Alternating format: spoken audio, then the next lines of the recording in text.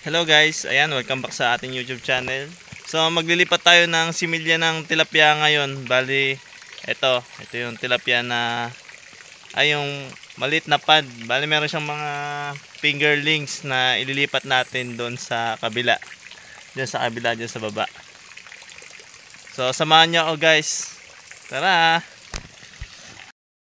Bali yan guys yung pad na ginawa ko nung nakaraan. Yan, diyan natin ililipat yung mga fingerlings na nandito sa maliit. Then, yun pa yung isa na hindi pa natin natatapos. Sana matapos natin. Huwag sana magkaroon ng problema. Sana matapos natin. And then, dito. Ito yung isang pond na may laman na din. Yan. Meron siyang mga, nilagyan ko siya ng mga water lily. Ayan, yan, para meron silang taguan.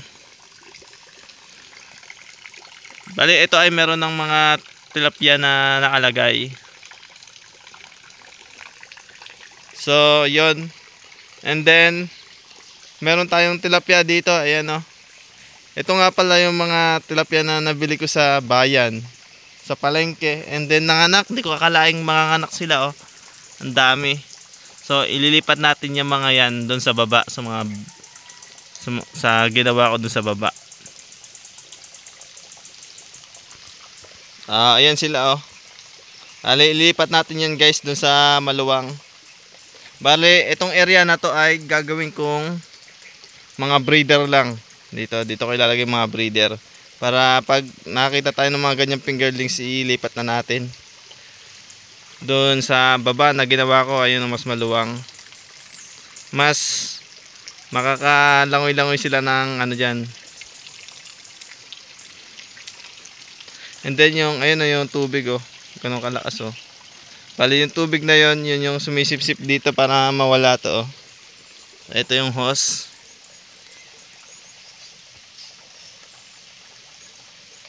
Ayan yung mga fingerlings na ililipat natin. Medyo malalaki na sila.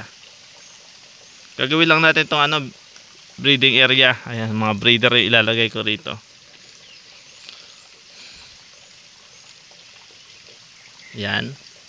So yun guys, sana suportahan nyo ako sa bidyong to. And then sa ginagawa kong pond. Hindi ko sure kung may patutungan tong pond na ginagawa ko dito Sana meron mangyari naman. So yan guys, habang hinihintay natin yung tubig na bumaba, yan, manguha muna ako ng saging na pangbenta.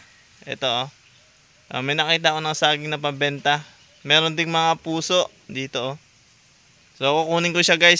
Sayang kasi yung oras habang hinihintay ko yung bumabaw yung tubig. So meron na tayong nagagawa. So let's go.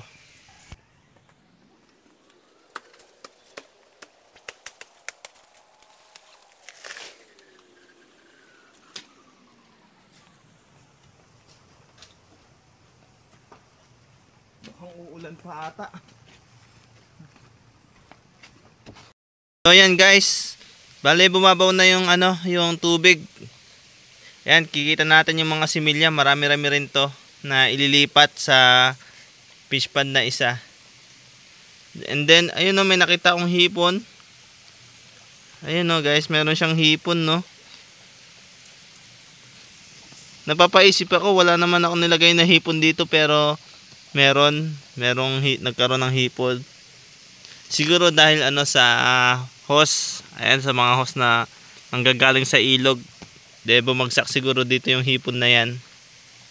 Ang laki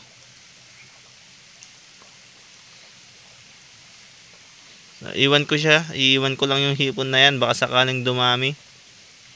So start na tayong manguha ng fingerlings dito sa ay may egg pa dun ayun nagbubuga ng itlog.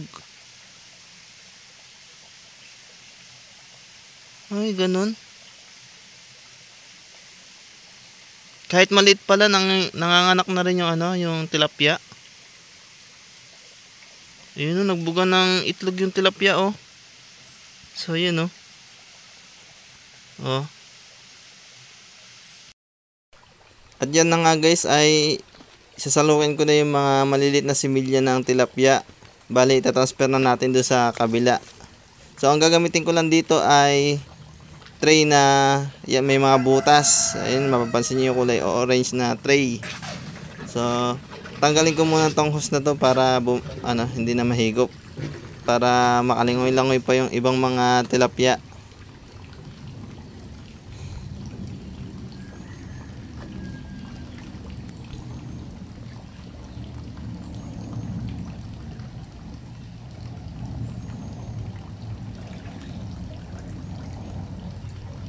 Dahil nga first time kong magganto ay nahirapan nga ako sa pagsasalok. So ayan, makikita nyo na ayan, hindi ko ganong gamay yung pagsasalok nga. Dito nga ay nasasalok ko yung mga dahon at tinatapon ko na lang sa labas para luminis naman.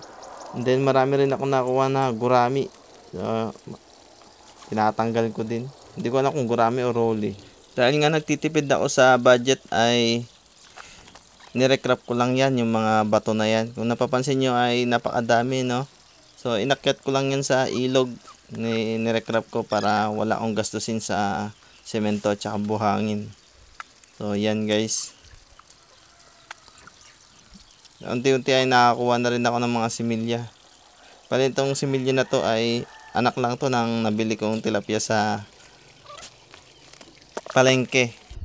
Bale, ito na yung nakuha natin guys. Nakarami tayo ng similya.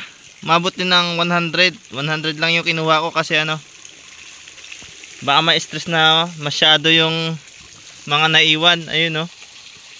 So, ito yung mga similya na nakuha ko. So, ilipat na natin kaagad at baka mawalan sila ng oxygen dito sa balde.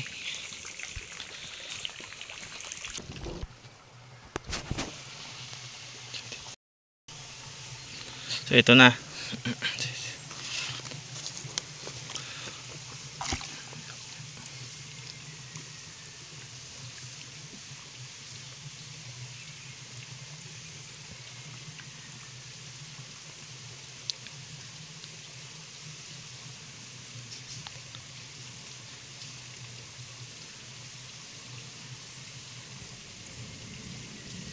Ayan, unti-unti na natin pinapakawalan yung mga similya na nakuha natin sa taas.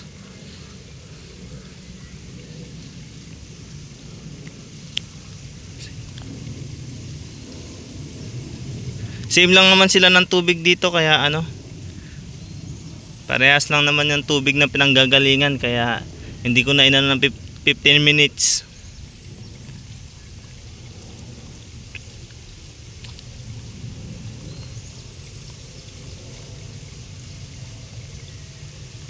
Ayan, medyo hilo-hilo pa yung mga tilapia na nakuha natin, mga fingerlings.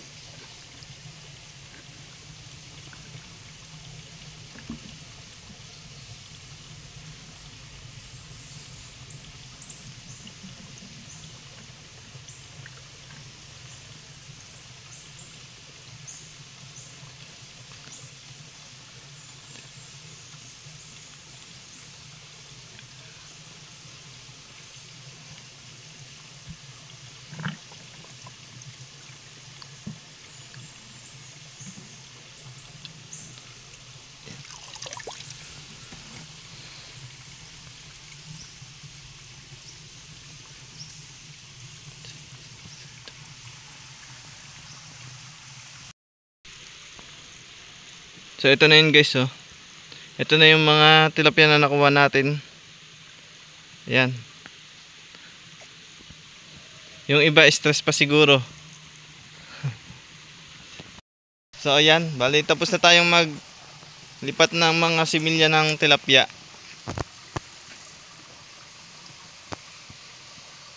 Nasa 100 pieces na yung nailipat ko.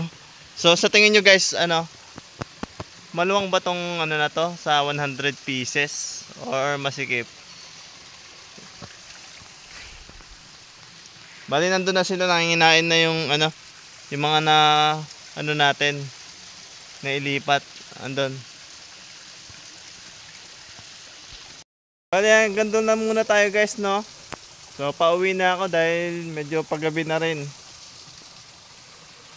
Bali sana ma-diretso ko yung pag-upload ng video natin. So hanggang doon lang guys. Bye bye.